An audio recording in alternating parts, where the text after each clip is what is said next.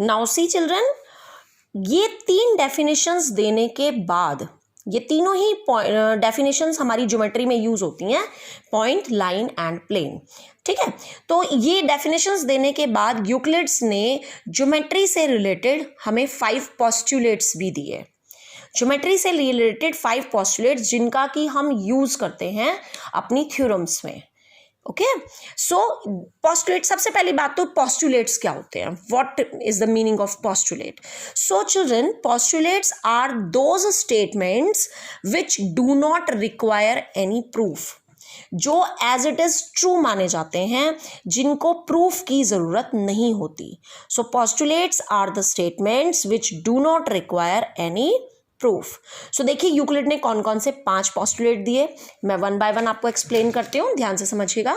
Euclid's first postulate was given 2 distinct points, there is a unique straight line that passes through them. Euclid ने ये कहा था कि अगर हमें 2 अलग अलग पॉइंट्स दिए हों लाइक ए और बी, तो उन दोनों से सिर्फ और सिर्फ केवल एक यूनिक स्ट्रेट लाइन ही पास होती है। ये नहीं कि ए और बी इन दोनों से जाने वाली, अदरवाइज तो आप देखो ए से इनफाइनाइटली मैनी लाइंस पास होंगी, बी पॉइंट से इनफाइनाइटली मैनी लाइंस पास होंगी। लेकिन अगर मैं कहूं ए और बी दोनों से कितनी पॉइंट्स लाइंस पास होंगी, then answer will be a unique line. यहाँ पे मैं आपको बच्चों एक चीज बताना चाहती हूँ, एक क्वेश्चन बनता है यहाँ पर, चाहे फिलअप की फॉर्म में आ जाए, चाहे एमसीक्यूज की फॉर्म में, चाहे ट्रू फॉल्स की फॉर्म में, you must know that how many lines passes through a point. So the answer will B infinitely many lines passes through a single point.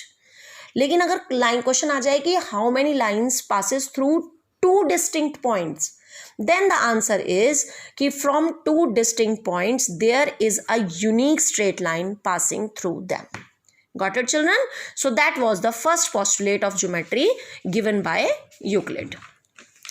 Next देखिए, next postulate number 2, this is postulate number 2 given by Euclid, and it is a terminated line can be produced indefinitely. अब यहाँ terminated line का क्या मतलब था, Euclid का मतलब terminated line से था वो लाइन जो टर्मिनेट हो रही हो, जो खत्म हो रही है, यानी जिसके एंड पॉइंट्स हैं। और ऐसी लाइन जिसके एंड पॉइंट्स हैं उसको क्या कहा उन्होंने, लाइन सेगमेंट। तो यहाँ टर्मिनेटेड लाइन का मतलब लाइन सेगमेंट से है कि किसी भी लाइन सेगमेंट को हम अगर उसके जस्ट बाद के पॉइंट्स भी कंसीडर कर लें तो हम एक्सटेंड कर सकते हैं in both the direction, left में भी एक्सटेंड कर सकते हैं, राइट में भी एक्सटेंड कर सकते हैं। अगर ये लाइन वर्टिकल पोजिशन में है, ये लाइन सेगमेंट वर्टिकल पोजिशन में है, तो हम इसको अपर डायरेक्शन में भी एक्सटेंड कर सकते हैं और लोअर डायरेक्शन में भी एक्सटेंड कर सकते हैं। Means a line segment can be produced indefinitely. लेकिन आपने जब आप पोस्टुलेट लिखोगे तो आपने यहाँ पर टर्मिनेटेड लाइन वर्ड ही यूज करना है, आप इसमें टर्मिनेटेड लाइन की जगह लाइन सेगमेंट वर्ड यूज नहीं कर सकते। Got it? Because these are the postulates, we are not suppose to change their language. Okay, now next postulate of Euclid was related to circles. Euclid ने क्या कहा कि plane में किसी भी पॉइंट को फिक्स लेकर और एक फिक्स डिस्टेंस कंपास में लेकर हम डिफरेंट कई सारे सर्कल्स बना सकते हैं। It is possible to describe a circle with any centre and any distance, and that distance is called radius. वो जो distance थी उसको क्या कहा गया, radius कहा गया। आप देख सकते हो कि प्लेन ऑफ पेपर में यहाँ पर मैंने 3 सर्कल्स बनाए हैं, तीनों के सेंटर्स भी डिस्टिंक्ट हैं, अलग अलग हैं, और तीनों की रेडियस भी अलग अलग हैं। सो इसी तरह से हम infinitely many circles we can draw in a plane of paper taking different circles centres and different radii. Got it? So that was the third postulate of the geometry given by Euclid. Okay. Now the fourth postulate was related to right angles only. Euclid ने क्या कहा कि कोई भी right angle means जिसकी major 90 degree हो, कोई भी राइट एंगल चाहे किसी भी पोजीशन में क्यों ना रखा हो, लाइक आप देख रहे हो ये एंगल ए इस तरह से है रखा है मैंने कि इसकी जो आर्म्स हैं वो एक दूसरे के परपेंडिकुलर हैं, one is horizontal and other is vertical. दूसरा angle B it is also of 90 degree, लेकिन इसकी जो आर्म्स हैं वो आपस में परपेंडिकुलर हैं बट इनकी पोजिशन अलग है।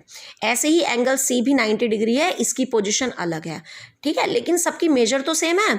सो यूक्लिड ने क्या कहा कि जितने भी राइट एंगल्स होते हैं they all are equal to one another, चाहे उनकी पोजीशन कुछ भी क्यों ना हो। क्योंकि जब आप थ्योरम्स करोगे तो आप देखोगे जैसे किसी भी क्वेश्चन में, मैं आपको दिखाती हूँ, सपोज अब दो ट्राइंगल्स को हमें कॉन्ग्रुएंट दिखाना है, ठीक है, एक ट्राइंगल तो इस तरह से बना हुआ है, this is P Q R जिसमें एंगल क्यू 90 है, ठीक है, और दूसरा ट्राइंगल हमारा इस तरह से बना हुआ है, ये आपने 7th में भी किया होगा, and like it is A B C जिसमें ये एंगल 90 है, ठीक है, और इसमें पी क्यू जो है वो ए बी के इक्वल है और क्यू आर जो है वो इसके इक्वल है, ठीक। तो आपने इसमें 7th में भी पढ़ा है कि ये दोनों ट्राइंगल आप देख रहे हो SAS रूल से कॉन्ग्रुएंट है, ठीक है, SAS रूल मतलब साइड एंगल साइड, है ना। तो इसमें भी अब आप, अगर मैं राइट एंगल की बात करूं तो ये वाले राइट एंगल की पोजीशन किस तरह से है कि इसका बेस और परपेंडिकुलर हॉरिजॉन्टल और वर्टिकल है, जबकि इसमें जो बेस है वो हॉरिजॉन्टल है और यहाँ पर जो बेस है वो वर्टिकल लाइन है, ठीक है ना, और जो इसका परपेंडिकुलर है वो यहाँ वर्टिकल पोजीशन में है जबकि यहाँ पर हॉरिजॉन्टल पोजीशन में है, ठीक है, but still as the measure of both the angles is 90 degree, so by the fourth postulate of geometry all the right angles are equal. Got it? And now the last is fifth postulate of geometry given by Euclid, and बच्चों ये बहुत important postulate है जो कि कई बार exam में केवल अकेला भी आ जाता है कि explain Euclid's fifth postulate of geometry।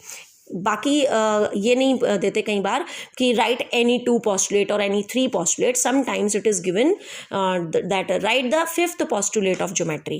Got it? So बच्चों before explaining this postulate I would like to tell you कि ये postulate यूक्लिड ने इसलिए दिया था ताकि हम ये पता लगा सकें कि 2 given lines आपस में पैरेलल हैं या नहीं, और बड़ा इंटरेस्टिंग सा पोस्टुलेट है ये। चलिए देखिए यूक्लिड ने क्या कहा, मैं इसको पढ़ने से पहले एक्सप्लेन करना चाहूँगी। यूक्लिड ने ये कहा कि if these are 2 lines, okay, और ये 2 लाइन्स है और हमें ये पता लगाना है कि ये पैरेलल हैं या नहीं, तो हम क्या करते हैं, इस पर हम एक स्ट्रेट लाइन फॉल करते हैं सच दैट ये स्ट्रेट लाइन इन दोनों लाइन्स के साथ को इंटीरियर एंगल बना रही हो, ठीक है। को इंटीरियर एंगल आपने पढ़े हैं 8th क्लास में भी पढ़े हैं, ठीक है, और 6 में भी पढ़े हैं, 7th में भी पढ़े हैं को इंटीरियर एंगल्स। और यूक्लिड ने ये कहा कि अगर इन को इंटीरियर एंगल्स का सम 180 से कम है तो जिस डायरेक्शन में ये एंगल्स का सम 180 से कम है उस डायरेक्शन में इनको आगे बढ़ाने पर किसी ना किसी पॉइंट पर ये लाइंस इंटरसेक्ट जरूर करेंगी। दैट मीन्स कि अगर को इंटीरियर एंगल्स का सम 180 से कम है या ज़्यादा है, जिस साइड ज़्यादा होगा उस साइड इंटरसेक्ट नहीं करेंगी, जिस साइड कम होगा उस साइड आगे बढ़ाने पर इंटरसेक्ट करेंगी, ठीक है। मीन्स कि अगर को इंटीरियर एंगल्स का सम 180 नहीं है then the lines are then the given 2 lines will be intersecting lines. Got it? और अगर इन को इंटीरियर एंगल्स का सम 180 हो जाए then the lines will be parallel to each other. So that was the Euclid's 5th postulate of geometry. Got it? So अब हम इसको पढ़ते हैं। चलिए देखिए यूक्लिड ने क्या कहा कि if a straight line falling on 2 straight lines makes the interior angles on the same side of it taken together less than 2 right angles. 2 right angles means 180 degree, क्योंकि 1 राइट एंगल 90 डिग्री होता है, तो 2 right angles कितने हो जाएंगे? 180 degree. Got it? सो अगर 2 angles को जो कि सेम साइड पर हैं हम एक साथ लें such that they are less than 2 right angles, means a plus b is less than 180 degree, then the 2 straight lines, if produced indefinitely, meet on that side on which the sum of angles is less than 2 right angles. मतलब उस direction में आगे बढ़ाने पर वो lines meet कर जाएंगी जिस डायरेक्शन में इन दोनों एंगल्स का सम 180 से लेस है. So this fifth postulate is used to check whether the two lines are parallel or not. It means if a straight line is falling on 2 given lines, makes the interior angles on the same side, and if it is taken together is equal to 2 right angles, then the given lines will be parallel to each other. Got it? सो ये बहुत important postulate है Euclid's का, जिससे हम ये पता लगा सकते हैं कि 2 गिवन लाइंस पैरेलल हैं या नहीं.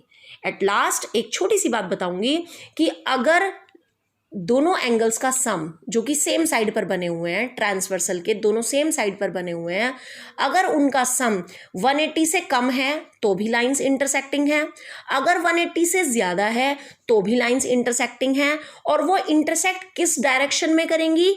उस डायरेक्शन में करेंगी जिधर की साइड